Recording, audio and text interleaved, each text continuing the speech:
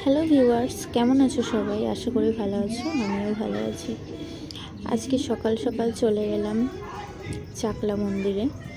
ওইখানে ছেলের মানসিক পুজো ছিল, তাই জন্য গেলাম পুজো দিতে। চলে এসেছি আমরা চাকলা মন্দিরে। এইখানটাতে আমরা গাড়িটা গ্যারেজ করেছিলাম, ওইখানে আমরা প্রসাদ নিয়েছি। এসে দেখছি এত ভিড় হয়ে গেছে, আমরা বসে বললাম অঞ্জলি দিতে। পুজো আমাদের কমপ্লিট হয়ে গেল। এইখানে গেলে যেন আলাদা রকমই শান্তি।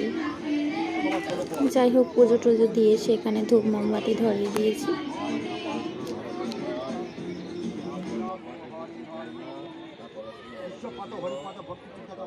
এইখান দিয়ে আসছি, আমার ছেলে তো খুব বায়না, এটা কিনে দাও ওটা কিনে দাও।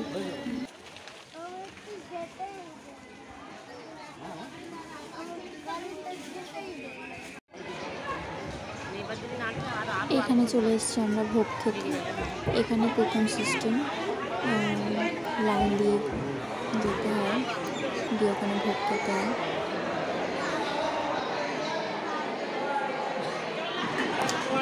এখানে প্রচুর মানুষ ভোগ খায়, তবে সবাই তো এখানে ধরে না। এই জায়গাগুলো ভর্তি হয়ে গেলে গেট আটকে দেওয়া হয়, তারপরে আবার খাওয়া শেষ হয়ে গেলে আবার সবাইকে বসানো হয়।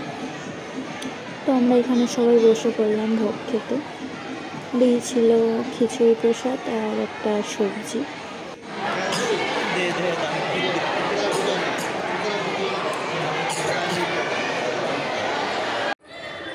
আমাদের প্রসাদ খাওয়া হয়ে গেছে, আমরা চলে এসেছি চাকলা মন্দিরের ওপরটাতে।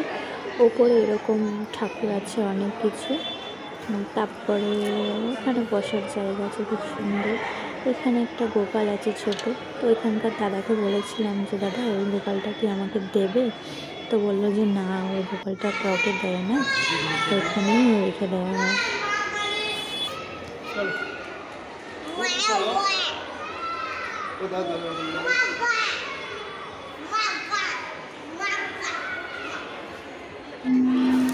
এই যে আমার বাবান দাদির সাথে নামছে।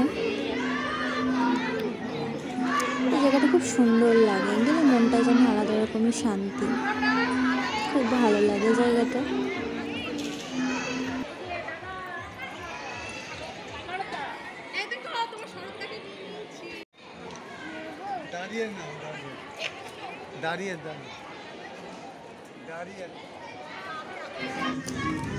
চলে এলাম বাড়িতে।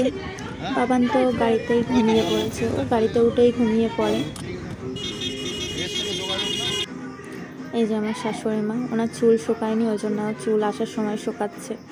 তো আমার ভিডিওটা যদি ভালো লেগে থাকে তাহলে লাইক সাবস্ক্রাইব করে দিও, আমার পাশে থেকো। দেখা হচ্ছে নেক্সট ব্লগে। সবাই ভালো থেকো।